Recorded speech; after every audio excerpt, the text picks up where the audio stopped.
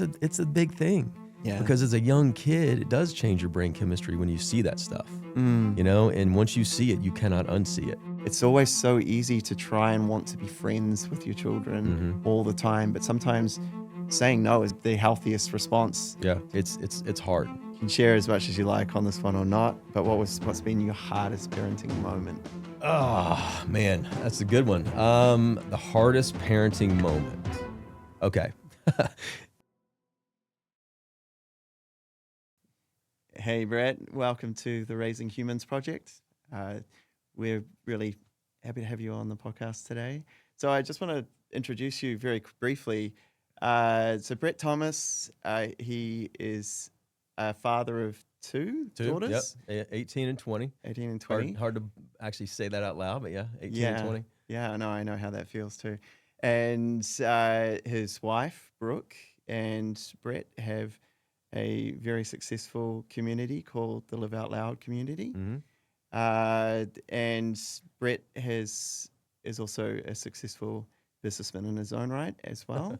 And so today I just want to talk dad to dad about raising resilient daughters because we've both been on this journey uh, through our lives, raising children and in quite high pressure environments in terms of running businesses, and we've got these other commitments that go on in our lives. And I just wanted to, have a conversation with a friend and a father, and just get somebody else's take because sometimes we don't get to talk about these things, and it's For sure. it's good to Yeah. sort of unpack them. Yeah. So tell me a little bit more about yourself. Well, I've been married for 22 years. We currently live in Newport Beach, California.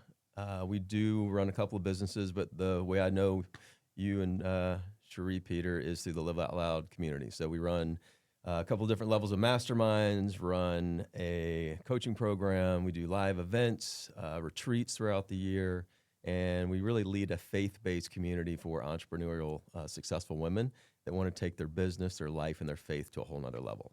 Okay, amazing. Got 2 daughters. One is 20. She's at the University of Alabama. She's a junior. And then I've got a senior in high school. She's actually applying for colleges right now. She got accepted to the first one that she applied to last night. So that's exciting. She's all That's cool. pumped. She's got like 10 more to go now. So that's pretty cool. And so she's going to make a decision on college probably in the next couple of months. And then she's going to be off. And then Brooke and I will be actually in that next transition phase. I'll never use 2 words. I'll never use the word retire, Yeah. and I'll never use the empty nester. Yeah. Those are 2 words that never come out of our mouths because that's a block, And Yeah. so we're gonna send another one to college, and then we'll figure out where we're gonna live. In a perfect world, we'd like to probably live in Newport, maybe half the year, and probably on the East Coast somewhere, maybe Florida, South Carolina, North Carolina for the other half of the year. Yeah, it's a nice spot. Mm-hmm. Yeah, we were just there last week. Yeah, So, it's great. It's yeah, I great. enjoyed it. Yeah. Okay, so let's go back because I know that your story, even in the early stage for Brooke and yourself, didn't start out like great in terms of Brooke with her diagnosis. And, Yeah. So tell us a Yeah. little bit about that. So Brooke was diagnosed with stage 3 melanoma when she was pregnant with our first daughter. Mm. And so she was diagnosed, and they told her, hey, this is not good. It's very serious. This is a cancer that kills, and we think you need to have an abortion, and you need to go on chemo immediately.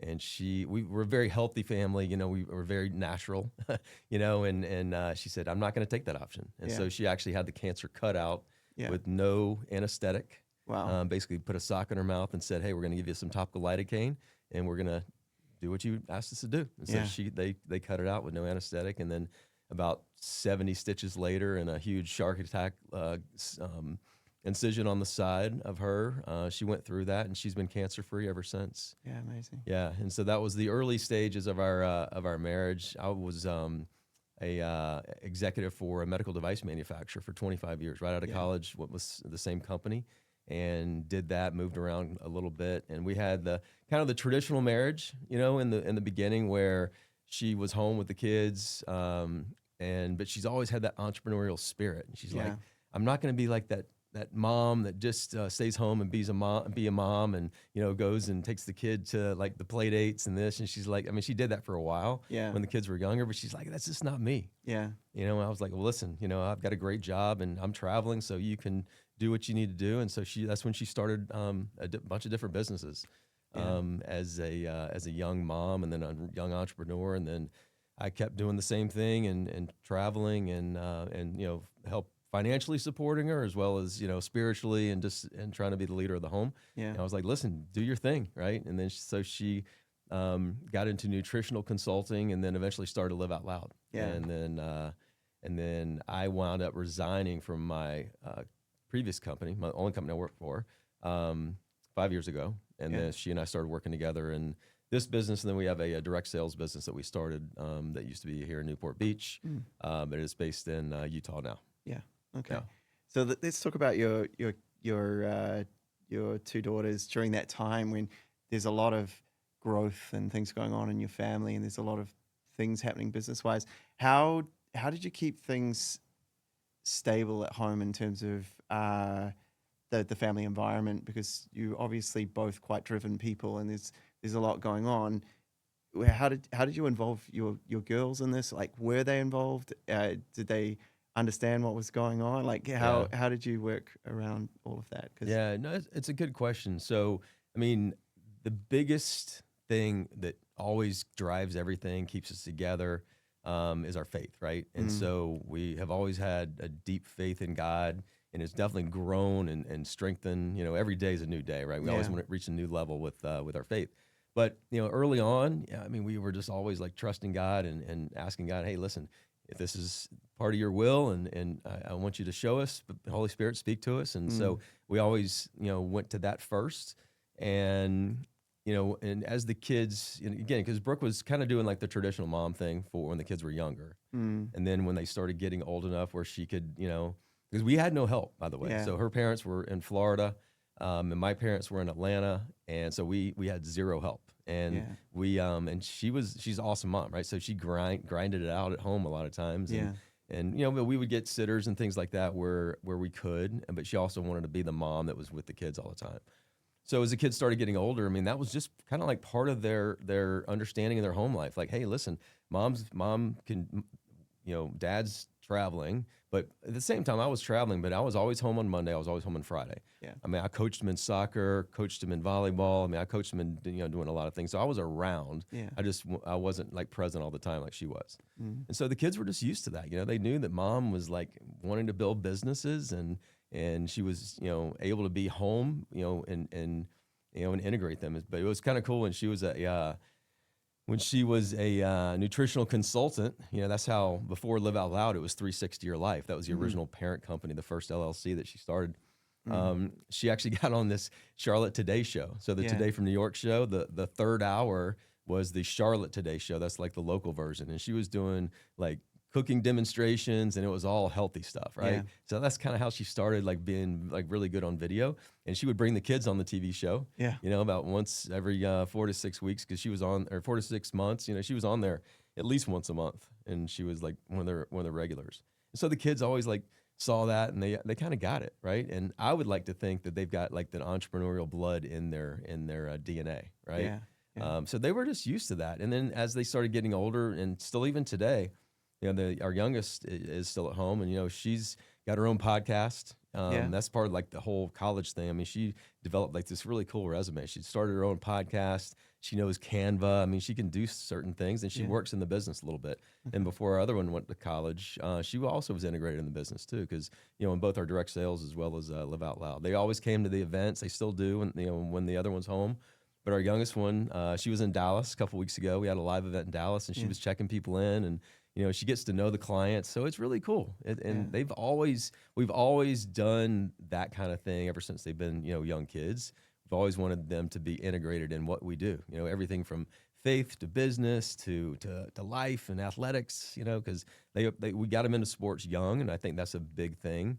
Because we were chatting, earlier today about, kids get misguided and they get sidetracked sometimes, and they get into drugs and they get into things they should not get into. And we're very blessed with our girls. We've never had any problems, zero with Yeah. anything outside of, like the normal, like staying out late a little bit, but no problems because we felt like putting them in athletics and keeping them in church and trying to make sure we were like we weren't like the helicopter parents, but we always want to know like, hey, like I want your friends to come to our house, and that's the reason Yeah. we always tried to have the home where all the kids wanted to go to. We Yeah. always had like the bad snacks, but didn't really like love buying them. I'm like, oh man, I'm buying this thing at the grocery store, and I'm feeding it through the line. I'm like, I can't believe I'm buying this thing, right? But the kids, they always wanted to come into our house. Yeah. And so we always made sure that they had food and always like welcomed all the kids to our house because it was a two-prong approach. Like number one, you want to be welcoming, right? Because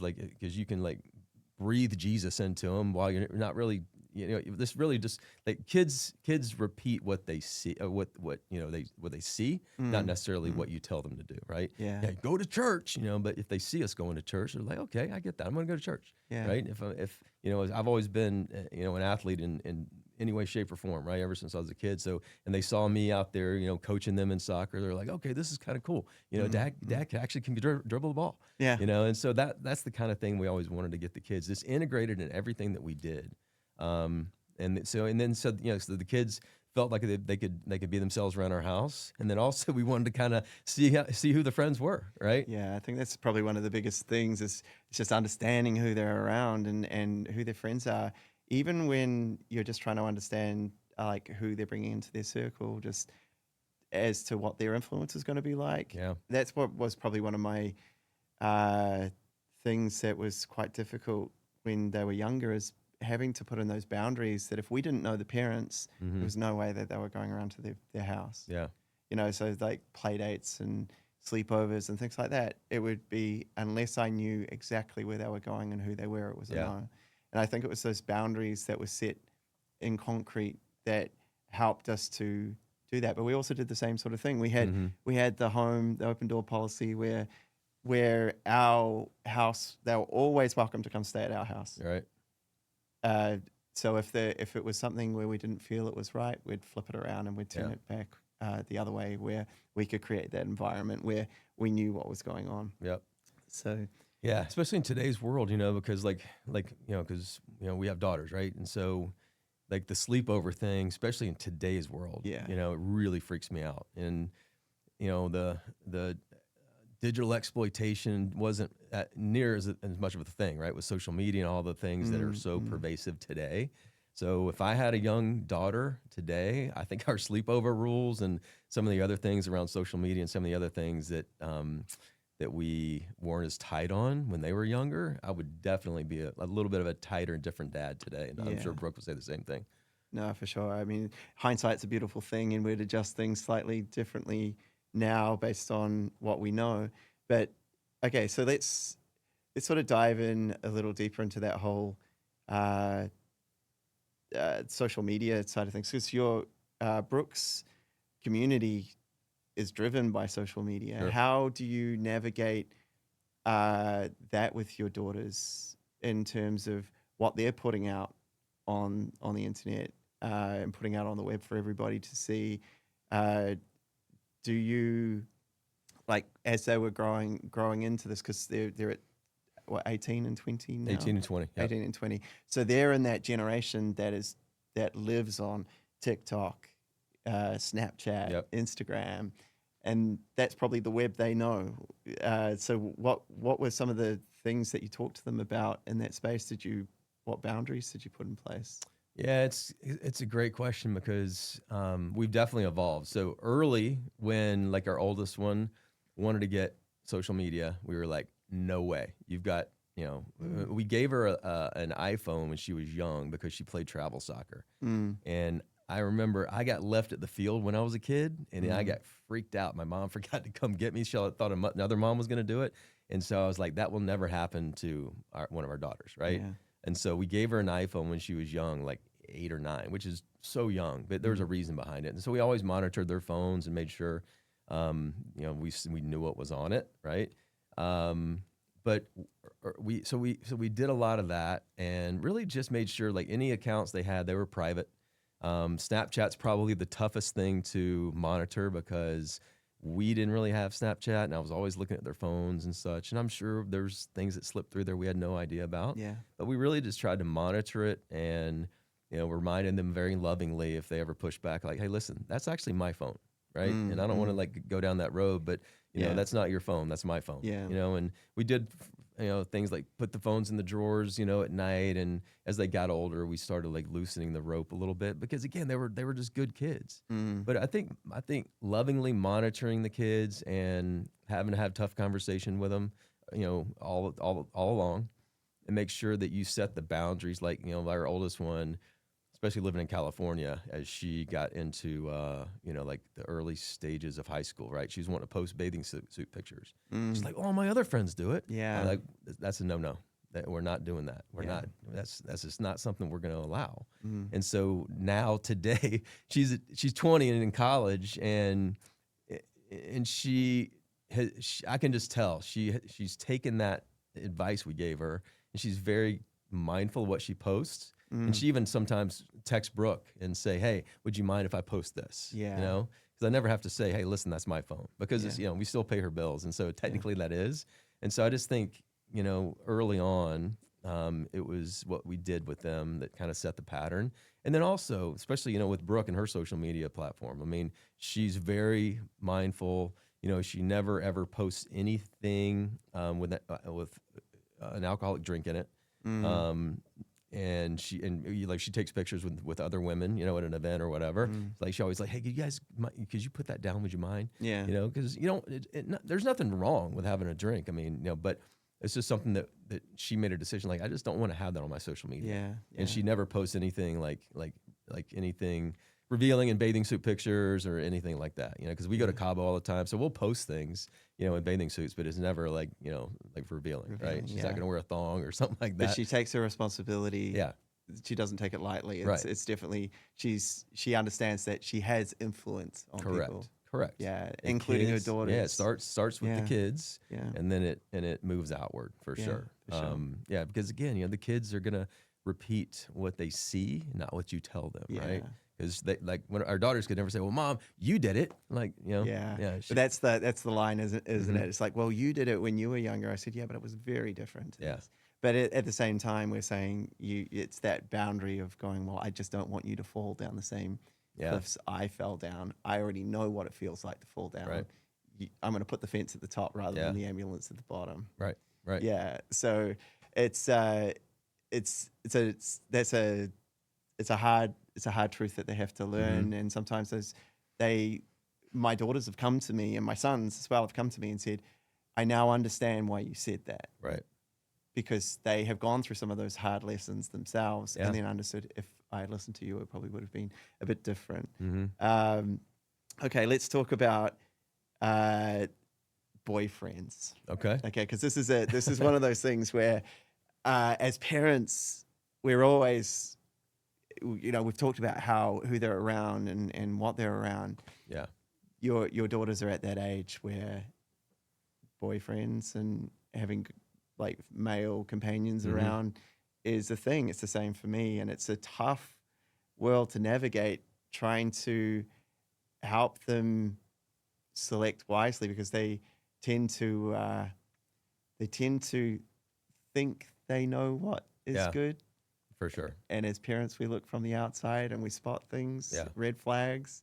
So how have you navigated that? Because I know that I've been in the car with you when we've talked about these things, for sure. Yeah. and we've been driving down the road and you've told me stories, but it's like, how as parents have you navigated that process as they move into these sort of adult years? Yeah. Okay. So like with the oldest one, and both of them to a degree, but the oldest one was always into sports.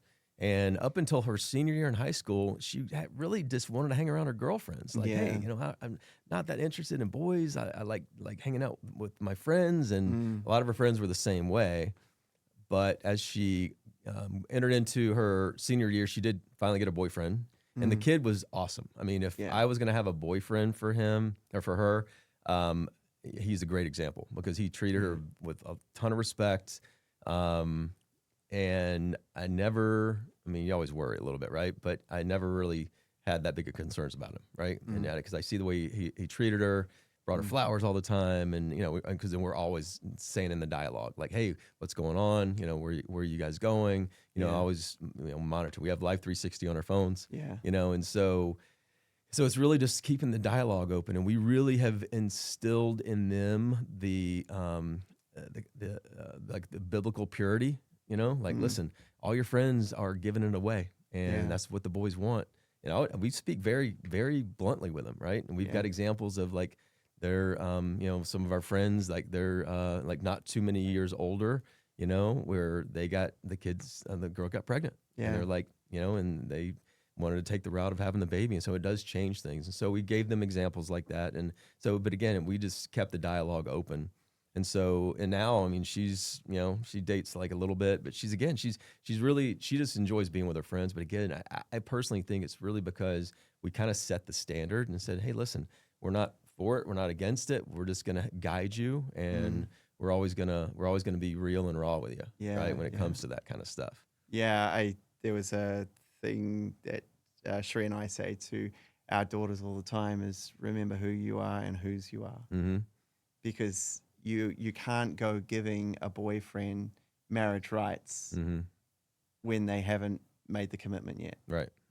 So it's allowing them to understand there is a process to this, and it's designed in a way to ensure that you don't put yourself into a position where you're giving away more than you should. Right. And it's definitely a tough world to navigate because they're what they're told is, give it all away, Mm-hmm.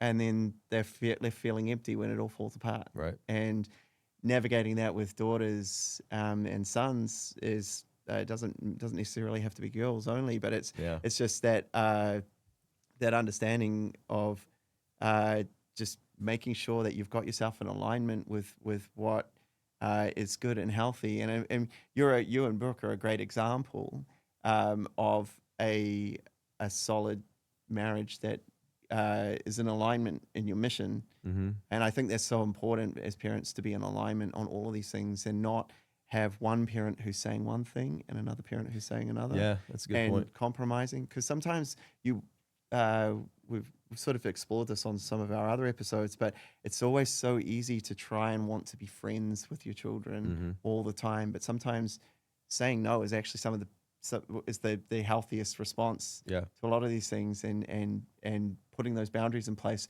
so they know what is okay and what is not, so that when the time comes, they're also in a position where they're strong enough to say no to these things too. Right.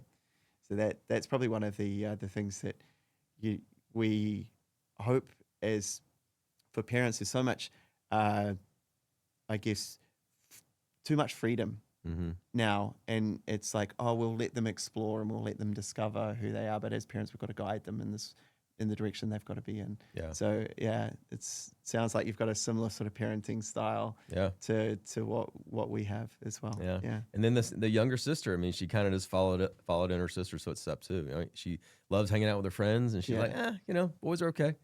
Yeah. So it's been easier. I'm sure there's a lot of things that go on behind the scenes, that we don't really see, but I do see, like, the younger one, she kind of counsels her friends a little bit, because they, everybody gets brought up a different way. Everybody's on a different place on the mountain when it comes to faith or what they're trying to achieve, because being a senior in high school is harder now than ever, especially with social media. There's bullying, there's shaming, there's like all the crazy stuff that goes on because they're on social all the time. Yeah. I mean, TikTok is like so, like, it's on nonstop. It's just constantly feeding you, and it will feed you what you look at. Yeah. And so the thing is if the more you look at something, the more it will feed you. Right. And then what happens is it starts to change the brain chemistry. And then as soon as it starts to change all of that wiring, things become normalized. And I think that's probably one of the brutal truths of this world we live in at the moment, is that we've become so numb to what is right and what is wrong, what is normal and what is not. For sure. And it's it's a sticky subject. I mean, that's the part of the problem, with the younger generation today, especially with the boys when they get addicted to porn at a young age, Yeah. right? And you see it throughout the church. I mean, it's a big thing Yeah. because as a young kid, it does change your brain chemistry when you see that stuff, Mm. you know. And once you see it, you cannot unsee it. Yeah. And then the boys start to see that kind of thing as normal. Yeah. And then they view the girls as more of an object and something that they're trying to conquer. Yeah. And then they normalize things because it's so pervasive, Yeah. right? Yeah. And so it's hard. It's really, really hard. Yeah. Yeah. Okay. We'll just go back to the involving your kids in the business because Mhm. that's something that we do as well. So you said you've involved them in the business and they've been participating in these events. I've got 3 of my kids working in our business. Yeah. So in my staff of 20 or so, we have my youngest son, he's a junior developer. My eldest son, he's head of design. He's 23. So yeah, probably helps if I explain their ages. Yeah. So my youngest daughter, she's 18. She doesn't work for us. Mhm. Youngest son's 19. He works for us as a developer. He's been interned and mentored by my elder senior developers, and then we have my eldest son, who's 23, and he is head of design in our business. And my eldest daughter, she's 20. She's at law school, but she works as PA for my wife and Yeah. I. So it's a real sort of privilege to be able to have your kids around and working Yeah. with you, and it's also quite tough at times too, because if you've ever found that there is sometimes, I mean, I know for me, sometimes there's a little bit of entitlement goes on Mhm. where they feel like they should be treated slightly different to the Yeah. rest of the staff.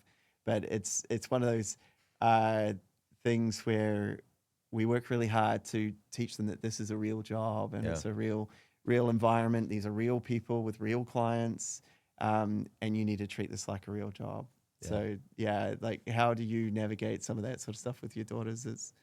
I mean, so I grew up in a family business, Yeah. and Brooke kind of did as well. She didn't work in the family business, but so I've seen the benefits of working in a family business, and also the disadvantages that it can bring as well. Yeah. And so I never wanted to immerse our kids into the business if they didn't really want to, Yeah. you know, although, you know, we encourage them and, you know, they're younger, right? And so they've just always been adapted to it and they wanted to do it, you know, because Yeah. especially in Brooks community, because it's all female, it's Yeah. faith-based, they're entrepreneurs, they have fun and they see that. And so that's been really good.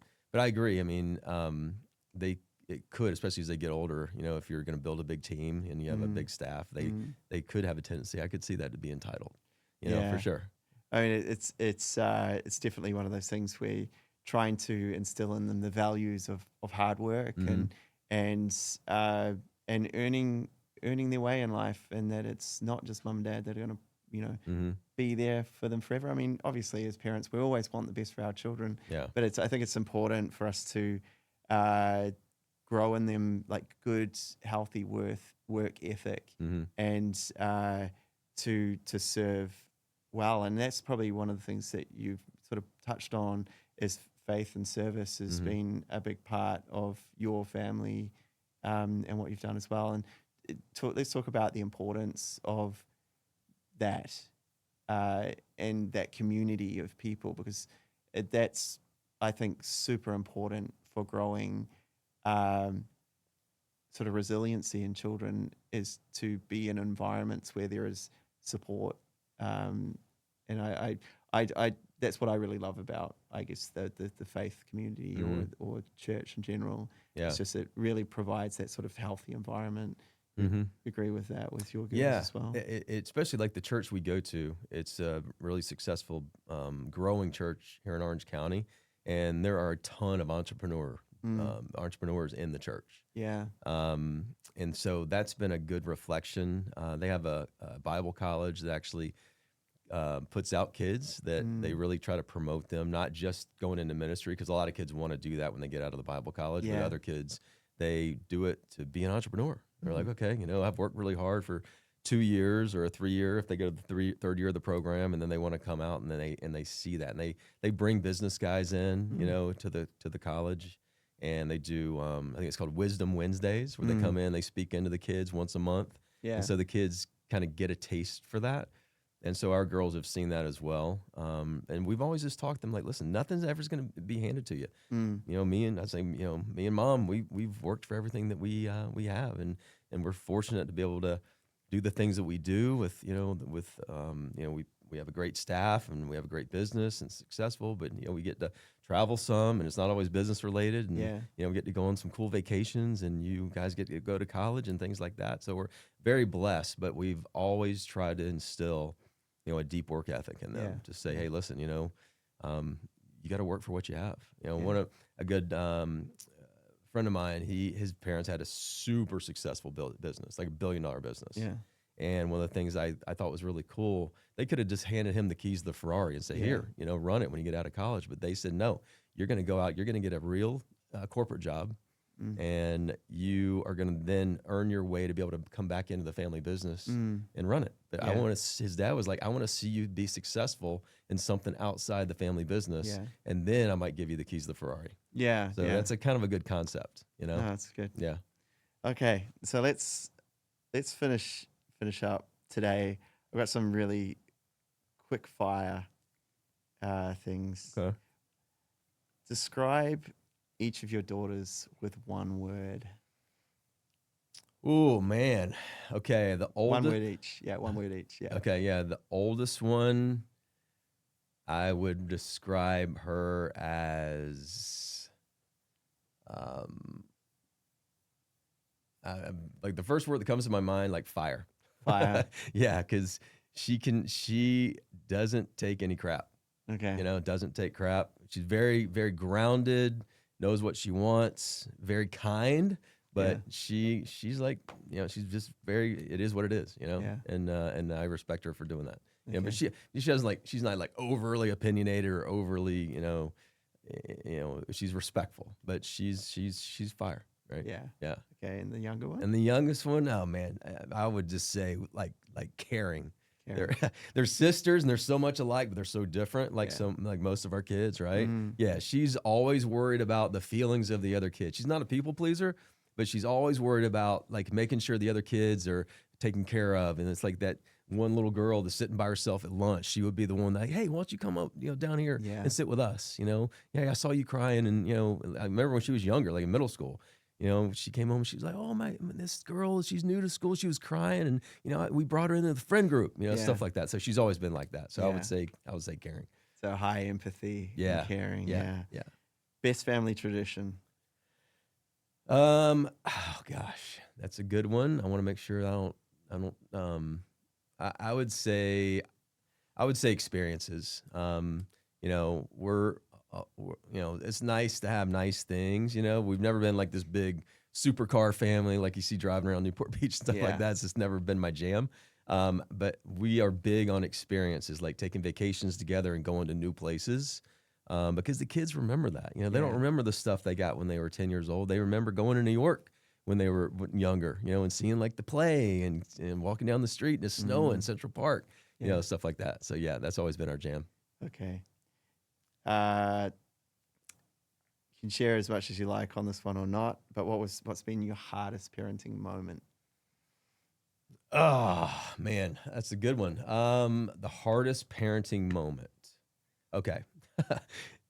This is one of them, but this is the one that pops out very, very obvious in my brain. So going back to the social media thing, when our youngest daughter was playing travel soccer, I was no longer coaching, and she had been asking for Instagram for like a year. We're like, nope. You got a phone. That's as much as you're going to get. No social media. You're too young. And she was like, I don't know, maybe 10, 11. And we went to a soccer tournament and she snuck Instagram. And me and Brooke found out about it like 2 days later. Yeah. You know, like some kid told their mom, and I think some mom told us, and we were like beyond upset. Yeah. So, I mean, like, you're grounded for a year. Yeah. I can't believe you did this. You lied on this all of a sudden. Yeah. I mean, we definitely like way overstepped on it, right? Yeah.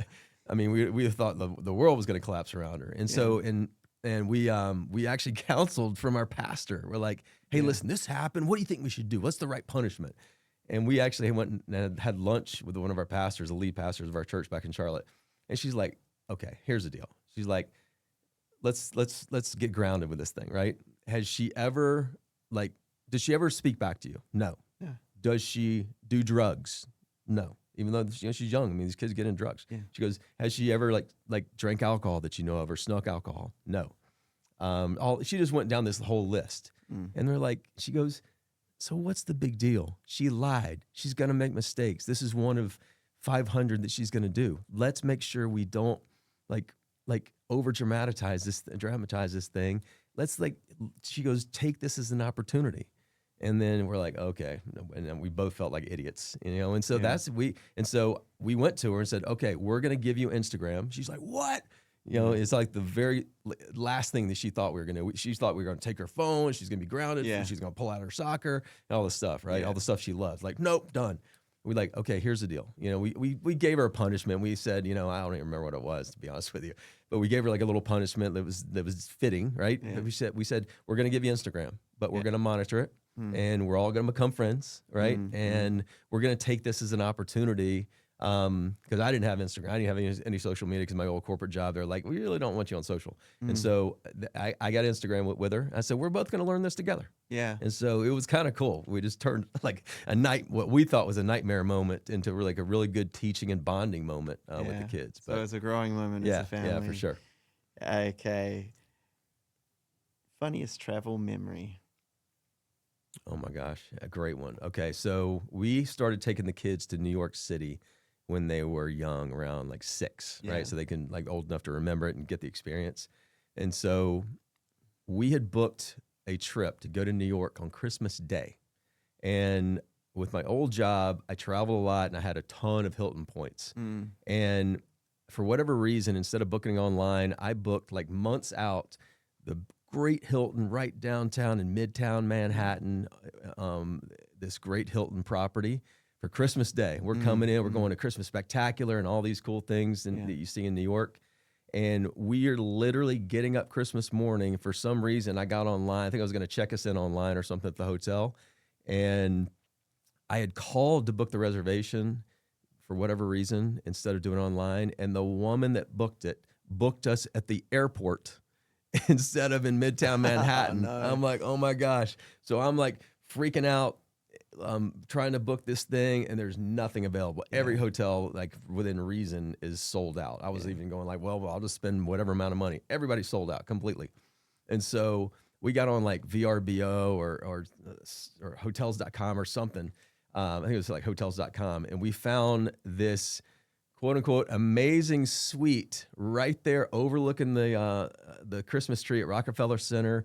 And I mean, we had to make a move, right? And so we're like, okay, let's do it. And it was not cheap. And we get there and the location was accurate, but the place was horrible. Yeah. And we also brought like so many clothes, and it was, I can't even remember the name of the hotel, but I mean, it was not a suite. Yeah. It was like one of these European style hotels where like there was no lobby.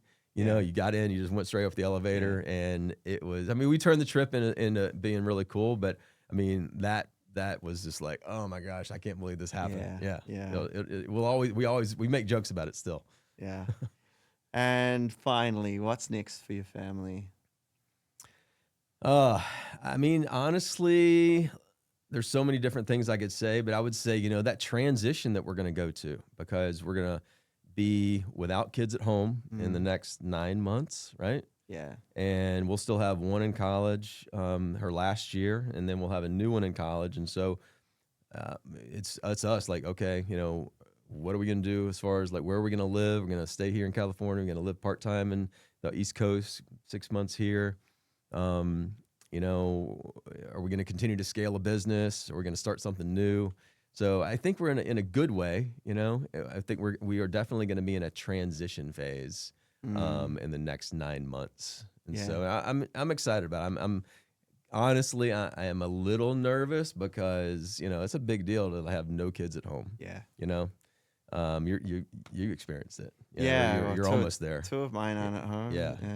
And one's hardly ever there. Yeah, But yeah, it's definitely a big transition moving Yeah. from because yeah, it's a big thing. It probably is that stage as well where in your relationship with your wife, you then need to rediscover what life looks Yeah. like without kids in the house. yeah.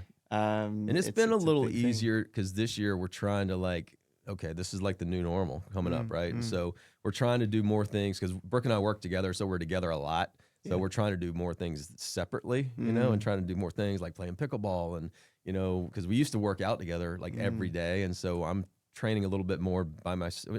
We went to the same gym. We didn't necessarily work out together, but we were all There at together, the same right? Yeah, so we're time, trying yeah. to do more things separately, you know, but you know, at the same time, we always come back together. We vacation together. We work together, all this stuff. And so Yeah. we're just trying to look ahead and go, okay, this is going to be the new normal that we got to start adjusting now versus Yeah. just when Yeah. Riley finally leaves, like, oh no, let's figure it out. So we're trying to figure it out now. Yeah, it's awesome. Yeah. Hey, thanks so much for Yeah, thanks chatting for with me having today, me. Brett. It's I been really great. enjoyed it. We really appreciate yours and Brooke's friendships. Yeah. And thanks everyone for listening. And we'll see you next time on the Raising Humans Project. Thank you. Thanks for joining us today on the Raising Humans Project. We'd love it if you'd leave a comment below. Tell us what you want to hear about and who you want to hear from. Yeah. Who are the top parenting voices in the world today? Let us know. Yeah, because we're running out of people to talk to. We're not running out of people to talk to. Look, if you can please like, subscribe, hit the bell if you want to be notified of future episodes, and we will see you next week. Well, I'll see you at home because we parent together. Please tell your mates because we want people to hear this. Yeah, it's important. Yeah. See ya. Bye.